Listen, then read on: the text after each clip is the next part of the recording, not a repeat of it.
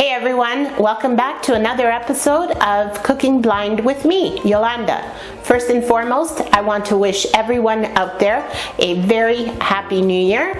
I hope that your year-end festivities and your New Year's beginnings and resolutions are going well, and I wish you all a very happy 2026. Now, today will be a two-part video. Reason being is because what we will be making today requires a 24-hour refrigeration period. So we will be doing the first part today and the second part tomorrow.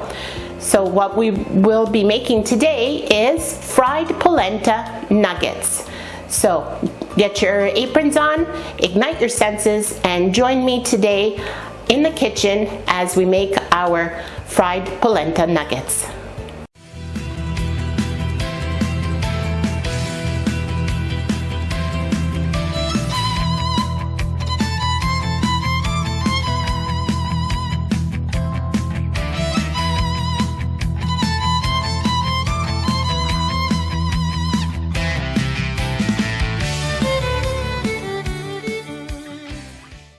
As always, before we begin, I'm going to ask you to please help me grow my channel. We would like to hit our 200 subscriber goal very soon, so please share this with all of your family, friends, acquaintances, and all of your contacts on every social media platform that you have. Please hit that subscribe button, hit that notification bell for any future videos. Give me a thumbs up if you're enjoying these videos and recipes that I'm showing you, and please leave a comment, as I always love to read your comments. Now, let's get into the kitchen and let's go make fried polenta nuggets, or bites, whatever you guys want to call them. All right, guys, so I'm going to tell you what I've done so far. In my pot here, I have, as you can see, 8 cups of water, and I've already put it to boil. I have salted it with 1 tablespoon of salt, and I've also put in 1 beef bouillon cube and half a chicken bouillon cube for flavor. So this will be our base for our polenta. Okay, so you want to make sure that this has to come to a rolling boil. Okay, this flavored broth, as you will, or liquid, because this is going to flavor our polenta. Now here I have about 2 cups of cornmeal, and technically this is what is typically used to make polenta. Okay, now I say 2 cups, and in my pot I have 8 cups of water, but that could change depending on the moisture, and so you have to also just kind of eyeball it, and as you're pouring in your cornmeal, feel the texture. So feel if it's too hard or too creamy. You just have to kind of know. You want it creamy but not stiff, too hard. Okay, so it's a balance, and those measurements could change, but that's pretty much the ratio. 8 cups of water, flavored water, to 2 cups of cornmeal. So we're just gonna let this come to a rolling boil, and then we'll get started. Okay guys, so our liquid is at a rolling boil, as you can see. So we're going to start adding our cornmeal, and so this can kind of get tricky at times because you kind of got to work with 2 hands here. So I'm going to take just a little bit in my hand, and as we're mixing, you want to gently pour it in. Okay, and you want to keep mixing because otherwise you're going to start getting lumps, and once you get lumps, that's it, you're done. Very hard to get the lumps out. So you want to just put a little bit and mix. It's a little bit of a tedious procedure. And I'm going to just lower this to a medium low, just to protect my hands.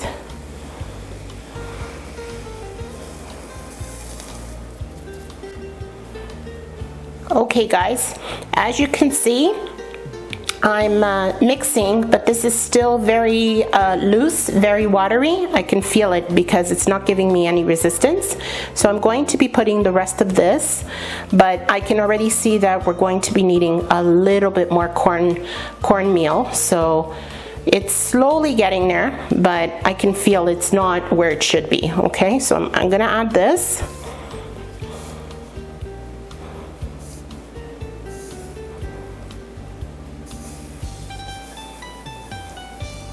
Okay.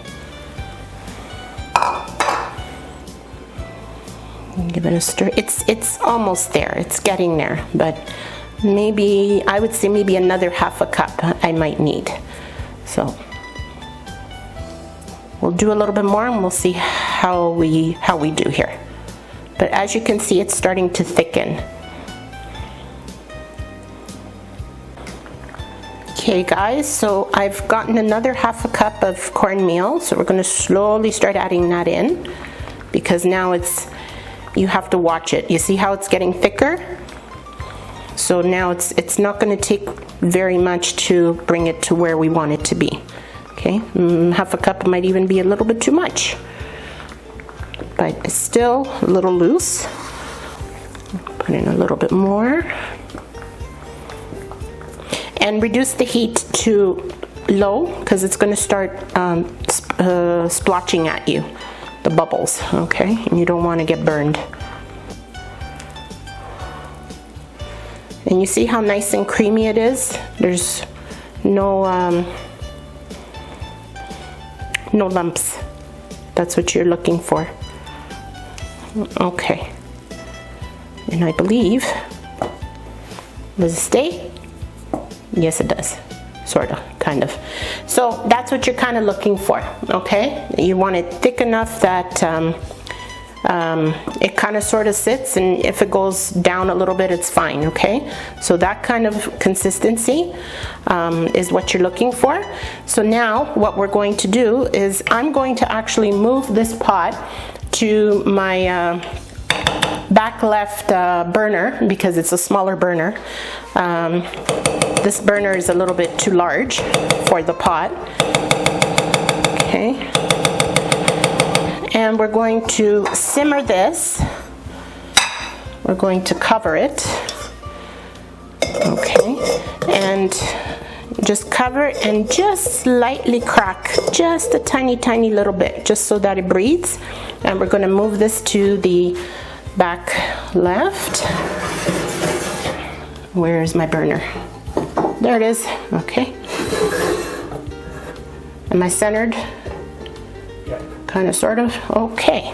So we're going to turn that on to low. Okay. So like a medium low is good. So right about there.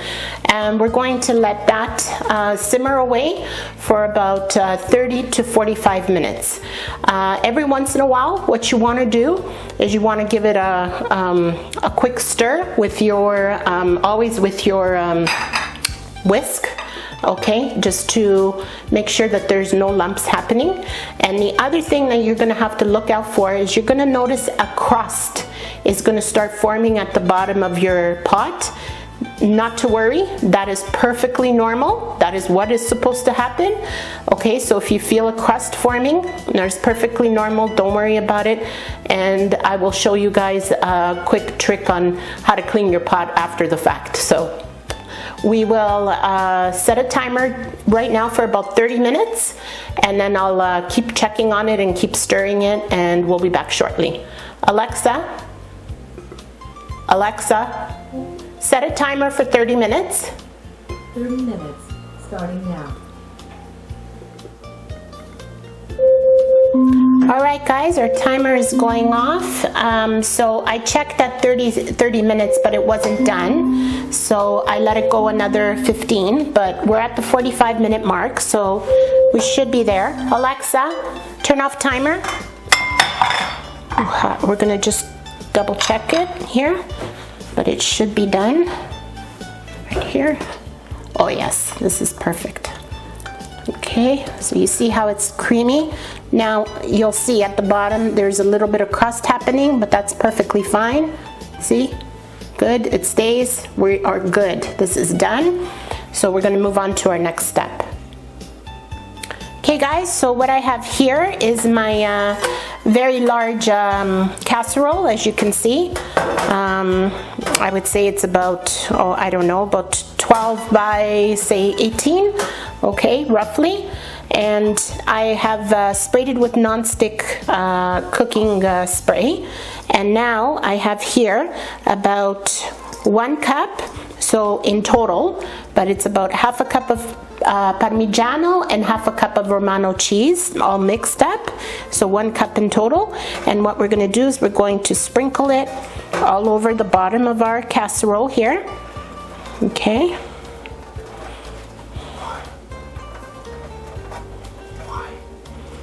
Okay, and the reason for that is A, because it's going to give our polenta bites flavor, and secondly, it's also going to help it not stick to the bottom. Okay, so it's kind of 2 reasons for this. Okay, mainly for flavor. It's going to give it flavor because we did spray the non-stick cooking spray, so it'll be fine. Okay, so just disperse it evenly. Doesn't have to be perfect. Okay, now the next step, you're going to have to work very, very quickly, and I am going to get some assistance doing this because it's going to be very difficult for me not being able to see. But what we want to do now is grab our polenta here. Okay, I think I still have that. Okay. And what we're going to start doing, if I could find, okay, is we're going to start spooning all of this nice, beautiful polenta into our casserole. Okay, now you gotta work fairly quickly because as it gets cold, it will set. Okay, so I've done this and now I'm going to get some assistance. So I'll be right back. And as you pour it into your casserole, you want to start smoothing it out, okay? And basically, we want to smooth it all the way to the edges, okay? Okay guys, so there you go. They helped me take all the polenta out. So now I'm just going to make sure, pat it down, make sure it's as flat can be. And you can even do this if you want with your hands. Okay, I'm gonna try to use my spatula here, but I'll probably end up going in with my hands as usual. You know me. Okay. And you just want it right on the side, up the sides, the same thing, like not up, but right from side to side, okay? And just press it into place.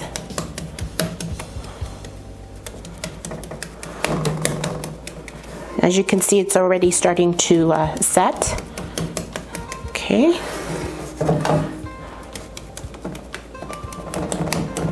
All right, that looks pretty good.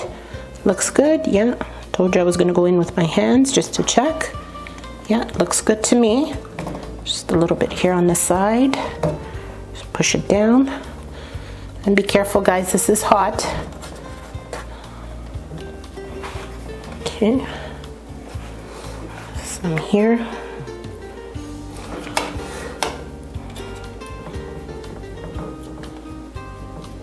Okay, so we are good, I believe. Nice. A nice layer. Okay. Okay guys, so we've got that nicely spread. So we're going to put a nice cover of foil on it. Okay.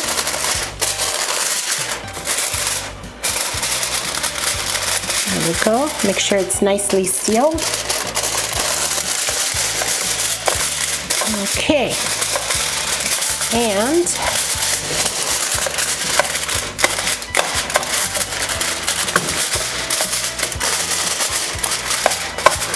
now, this is just a little bit warm underneath, so I'm going to leave it out for maybe about another 10 to 20 minutes just to bring it down to almost like a lukewarm temperature.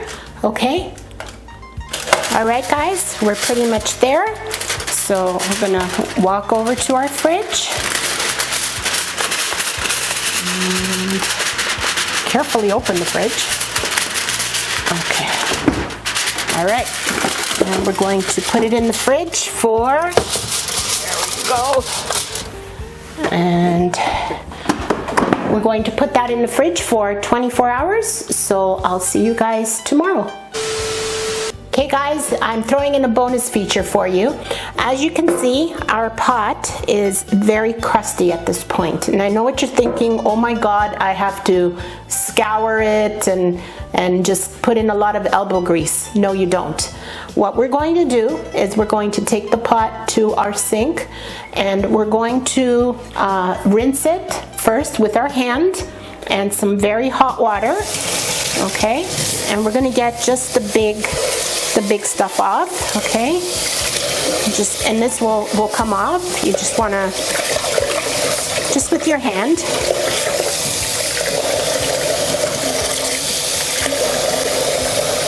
Okay?